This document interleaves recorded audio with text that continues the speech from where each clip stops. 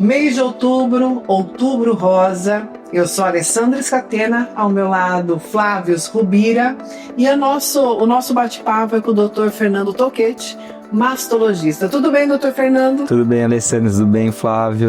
É um prazer tê-lo aqui hoje no nosso HBP Cast. E a primeira pergunta, Dr. Fernando: por que medicina? Por que mastologia? Perfeito.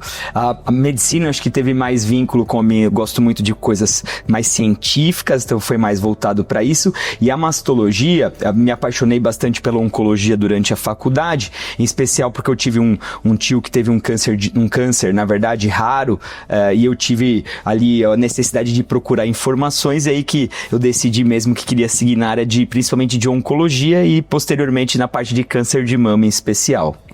Olha só, e é interessante que a gente vê que muitos dos profissionais médicos buscam a medicina porque eles tiveram alguma relação em algum momento com algum familiar que teve algum problema. Um histórico. Exatamente, né? E aí ele foi atrás. Isso. Inclusive médico que teve algum problema durante a infância, ele busca a medicina, né, como uma forma talvez de agradecer, né, o que o profissional fez, né, por eles. Então é bem interessante. Sim, até de ver ali as dores que a pessoa até passa durante esse tratamento, a gente poder também, claro, usar os nossos conhecimentos para poder ajudar nessa fase, né? Então isso é uma questão também importante.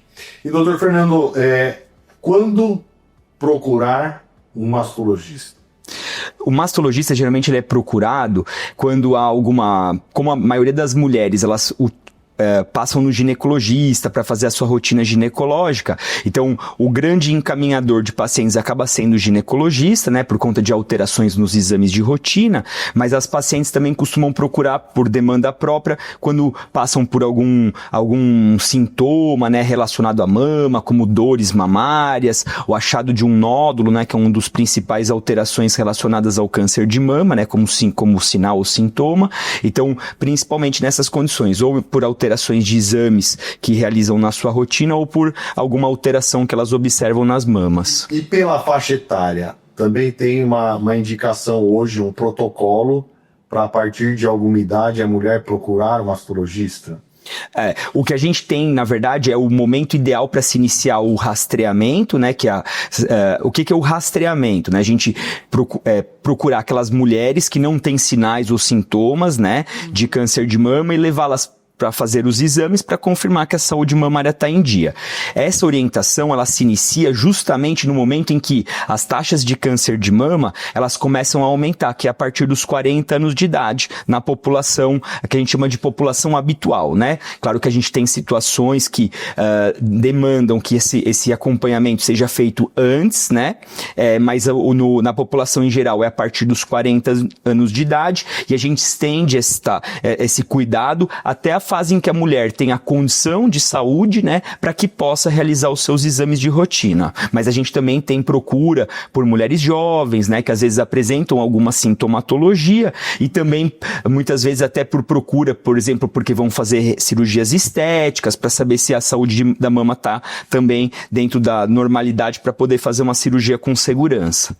Doutor Fernando, o câncer de mama é hereditário? Ele pode ser hereditário, né? Então a gente tem, claro, algumas condições, principalmente quando esse câncer ele acontece em idade mais precoce, principalmente antes dos 40 anos, né? Mas nem sempre é hereditário, né? Então a gente tem mais ou menos a estatística de mais ou menos 1 para 10 casos em que há uma relação com hereditariedade. Hoje a gente tem alguns exames, né, que podem ser aplicados, que são os sequenciamentos genéticos, que a gente utiliza no paciente para pesquisar justamente se há alguma mutação genética. Então, o que é uma mutação genética? Uma alteração que essa pessoa já tem desde o nascimento, né, nas suas células, e que propicia um risco maior para o câncer, por exemplo, o câncer de mama. E essa pesquisa é feita através de exame de sangue, de biópsia, como que é? Geralmente através de sangue ou saliva. A maioria dos laboratórios utilizam um teste sanguíneo, e aí não é um exame genérico, né, para todos, que identificam todos os tipos de câncer. São painéis específicos que são escolhidos a depender de cada necessidade, de cada paciente. Então é um rastreio já muito bom para ser realizado. Então. Exato. Hoje ele é mais restrito a mulheres que diagnosticaram câncer de mama ou naquelas famílias onde a gente observa um perfil maior dessa característica de hereditariedade. Então, naquelas famílias, por exemplo, que tem múltiplos casos de mulher com câncer de mama ou mulheres com câncer de mama em idade jovem, essa testagem genética se faz ali necessária. Tá. E aí, falando nisso daí, hoje em dia, quais os tratamentos que a gente tem, se é medicamentoso, se é cirúrgico, para o câncer de mama e o índice de cura hoje que está, né, por esses tratamentos aí?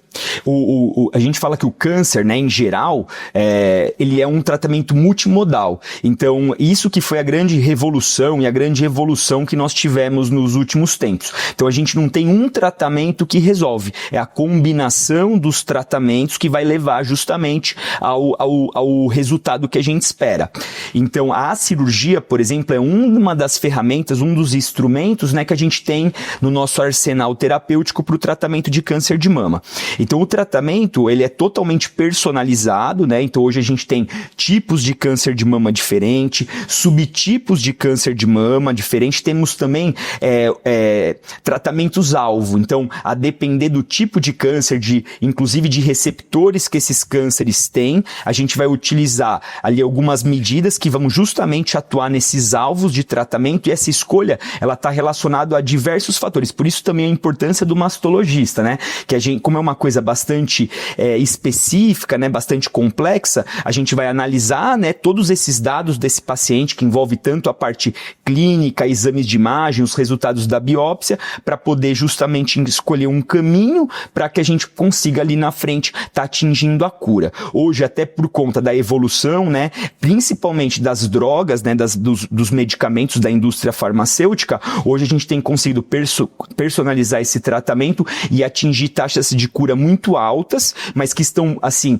relacionadas também à fase da detecção da doença. Então, mesmo o próprio cálculo dessa taxa de cura, que isso é uma pergunta muito comum, qual que é minha chance de cura? É uma definição bastante complexa, né? Porque é um cálculo matemático e multifatorial. Então, até esse número para a gente passar para os pacientes é bem complexo, mas as taxas de cura são muito elevadas quando um tratamento ideal é realizado e a doença é detectada numa fase precoce.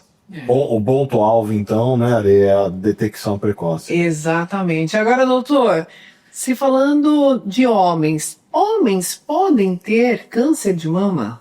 Sim, inclusive é uma informação super importante, o câncer de mama no homem ele é muito rara, e até do que a gente estava conversando antes, muito relacionada a mutações genéticas, né? Então isso já é uma das chaves, inclusive, para a gente indicar a testagem genética na família, que é o câncer de mama acontecer no homem, e um problema que a gente tem é que o homem geralmente ele tem mais tendência a negligenciar o cuidado à saúde, né? Principalmente da mama, porque há esse mito de que câncer de mama não acontece no homem, então o homem sempre vai ter tendência a imaginar que a causa daquele aparecimento do tumor, até porque os sintomas são muito parecidos com os das mulheres na doença, então geralmente o aparecimento mais comum é de um nódulo na mama, então ele tende a negligenciar, achar outras causas, né, para aquela situação que ele está vivendo e procura o médico muito tardiamente, e a gente acaba descobrindo a doença em estágios mais avançados, e o tratamento muitas vezes nessa condição acaba sendo muito mais complexo e com as taxas de cura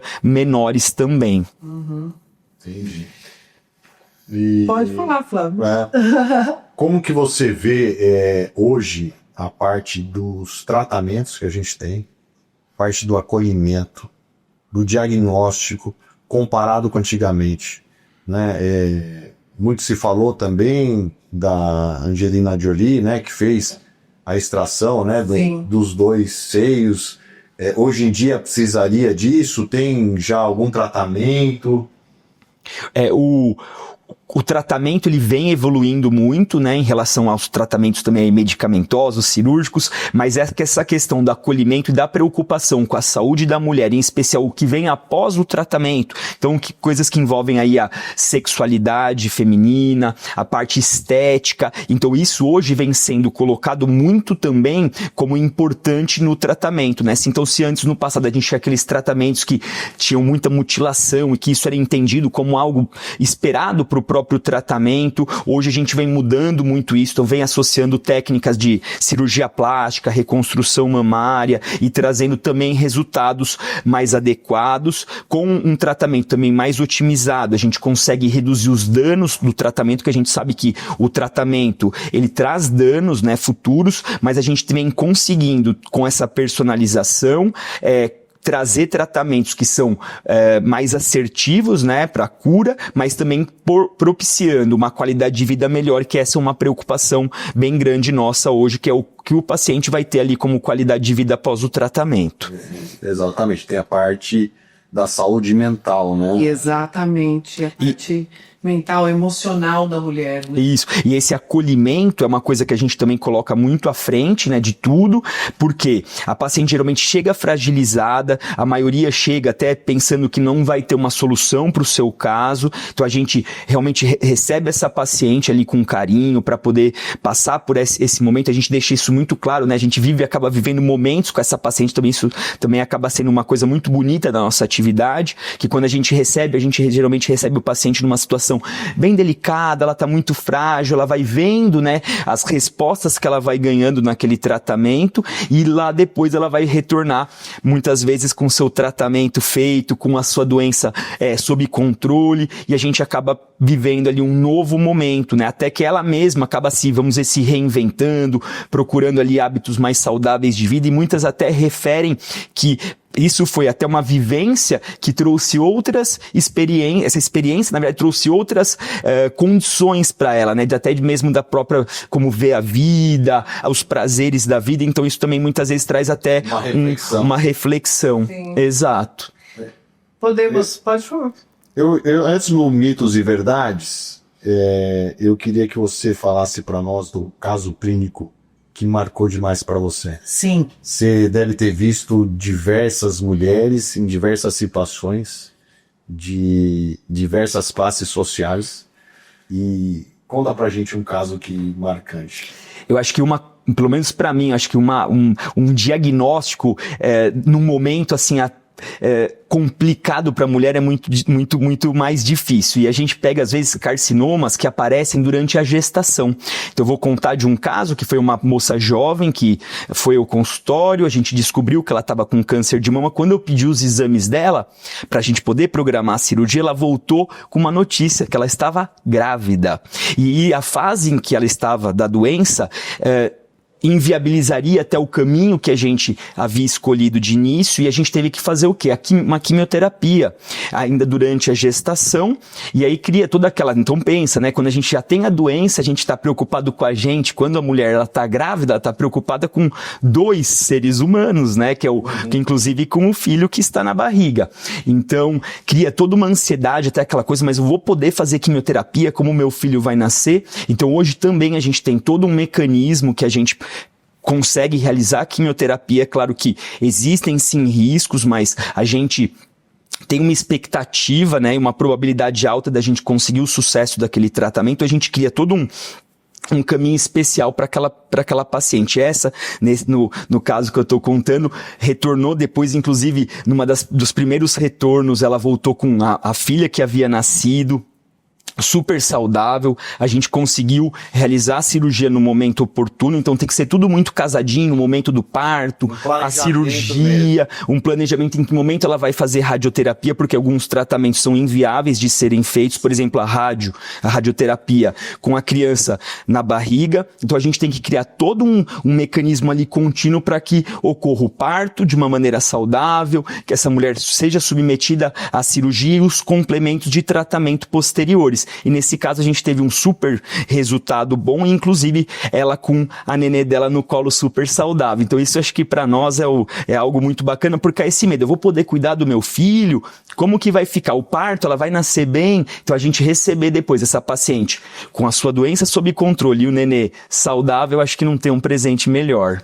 E uma dúvida agora, uma curiosidade, ela conseguiu amamentar a criança? Não. Na verdade a gente costuma, né, por conta até da próprio tratamento que vai ser feito posteriormente, ele acaba inibindo a lactação, né? Então a gente acaba tendo que, junto ao pediatra, né, tá utilizando aí fórmulas suplementares para poder fazer essa amamentação. Mas isso também tem muito vínculo com a idade gestacional, né, o momento da gravidez em que essa mulher ela foi diagnosticada. Então, claro, tem casos que não acabam não impactando muito, mas outros impactam de maneira muito significativa ao ponto da gente até mudar a trajetória do tratamento dessa paciente. Mas no final, graças a Deus, deu tudo certo, né? Sim. Vamos agora para mitos e verdades? Doutor Fernando, a mamografia, todo mundo fala da bendita mamografia, né? Ela provoca câncer? Essa é uma pergunta super importante, porque a gente tem tido muitos vídeos, né, na internet, muitas notícias dizendo que a mamografia não deveria ser realizada justamente porque ela provoca câncer. E isso muito por conta do medo da radiação, né, que a gente sabe que é um fator de fato que pode levar a câncer, mas isso numa certa dose. Então a gente tem estudos muito claros de entidades internacionais que trabalham com a parte de medicina nuclear, mostrando que não, a mamografia, desde que realizada da maneira adequada, na sua periodicidade adequada, ela não traz aumento do risco de câncer. Então é mito. É mito. Certo. Durante a mamografia, a mulher que tem um nódulo, esse nódulo pode estourar. É mito ou verdade? É mito. Na verdade, os exames, né, do nosso arsenal para diagnóstico são fundamentais quando a gente tem, por exemplo, um caso de nódulo mamário para a gente poder fazer essa distinção. E também não há nenhum dado, nenhum estudo que mostre que a realização de exames, né, desde que, claro, da maneira adequada, tragam qualquer piora ali na doença dela, ou no nódulo, ou romper o nódulo, ou gerar algum agravo para ela. Doutor Fernando, mulheres que têm, né, próteses mamárias, durante a realização da mamografia, essas próteses podem estourar? Outra boa pergunta. Na verdade, a mamografia para a mulher que é portadora de implante de silicone, ela deve realizar, né, a mamografia como qualquer outra mulher. A gente tem alguns cuidados, né, em especial o deslocamento dessa prótese durante o exame para que a gente possa ter uma visualização adequada da mama, e há sim um risco muito pequeno de rompimento desse implante mamário durante o exame. E também está relacionado à qualidade do implante e o tempo que essa paciente tem esse implante mamário, porque a gente tem que lembrar que o implante é um material que foi produzido por uma empresa e ele tem, claro, ali um prazo de vida, né? Não que ele tenha um prazo determinado, mas ele pode ter avarias. E o processo de compressão da mamografia, justamente por comprimir também o implante, ele pode trazer um risco muito baixo de ruptura do implante, mas não que a gente deixe de realizar por conta dessa questão, porque a gente não costuma ver isso na prática. Aliás, até complementando, mulheres que têm próteses falam que é bom fazer a ressonância magnética. É verdade ou é mito? É verdade.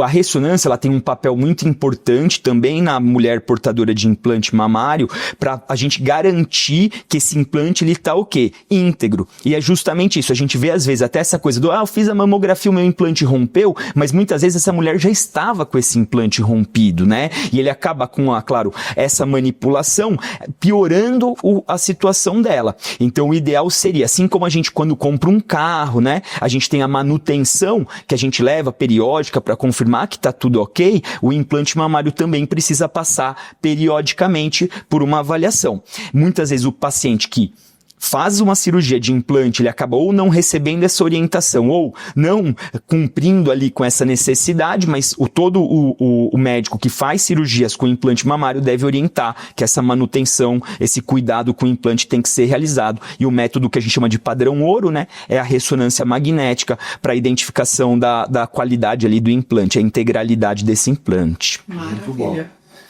Câncer de mama tem cura. É mito ou verdade? É uma verdade muito clara, né? Então, a gente hoje cada vez mais vem experimentando, né, as taxas de cura se elevando justamente por conta dessa melhora, né, nas escolhas terapêuticas. A gente tem aí todos os meses novidades, né? Então, a gente cada vez vai implementando mais técnicas que vêm cada vez garantindo melhores resultados. Então, é uma verdade. A chave da cura justamente está na combinação entre um tratamento adequado e a fase em que essa doença é diagnosticada. Então, por isso a importância, né, de pedir para que as mulheres, né, façam os seus exames adequadamente para que a gente possa recebê-las também no momento oportuno para que o tratamento seja feito. A gente precisa receber essas mulheres neste momento para que a gente também possa oferecer para elas um tratamento ideal e com o objetivo de garantir também uma cura maior para elas. Doutor, mulheres que já fizeram a cirurgia de mama por conta do câncer de mama, elas não podem mais fazer qualquer tipo de atividade física, principalmente musculação. Mito ou verdade? Completamente mito. Isso, infelizmente, a gente tem escutado, às vezes, até de profissionais da área da saúde falarem isso para as pacientes. É claro que a mulher que passou por um tratamento, assim como uma pessoa que passa por uma fratura, né, ortopédica, ela vai viver um novo status após esse tratamento, após essa cicatrização, vamos colocar assim, né? Então, ela vai ter que depois passar por um processo de reabilitação, mas a atividade física e mesmo a musculação, né, trabalhar com peso, isso é fundamental para ela. A gente sabe hoje que a perda de massa óssea, a perda de massa muscular, ela piora na qualidade de vida e inclusive aumenta o risco até mesmo do desenvolvimento do câncer. E tem estudos mostrando que a mulher que tem uma carga muscular mais elevada, ela também tem melhores taxas de cura. Então a gente também reforça para os pacientes após o tratamento a necessidade de fazer uma atividade física regular, claro, respeitar os seus limites, né? Mas não que a pessoa que passou por um tratamento ela fique sem a condição de estar fazendo atividade física ou musculação. Então é um mito. Maravilha. E o último, a amamentação reduz o risco do desenvolvimento do câncer de mama. Mito ou verdade? A amamentação é verdade. Então, a amamentação ela reduz o risco de câncer de mama. E isso tem uma explicação. Quando a mulher ela engravida e ela amamenta, ela fica ali sob um regime hormonal diferente daquele da vida dela fora da gestação. Então, isso causa um fator protetor para ela. Então, acaba unindo duas coisas, né? A mulher que amamenta, e a gente orienta que essa amamentação, ela preferencialmente seja feita até os 2 anos de idade da criança. Então, ela traz benefícios não só para a criança, né, na questão da passagem ali de anticorpos, né, o fortalecimento do nenê, mas também ela traz uma redução de risco das doenças mamárias, em especial o câncer de mama. Então, o câncer de mama ele é multifatorial. Então, você tem múltiplos fatores, tanto de risco como fatores protetores. E a amamentação é um fator relacionado à proteção para o risco de câncer, do desenvolvimento do câncer de mama. Fora que é um elo maravilhoso entre a mãe e o filho. Doutor Fernando Toquete, mastologista do Hospital Beneficência Portuguesa de São Caetano do Sul. Muito obrigada, doutor Fernando.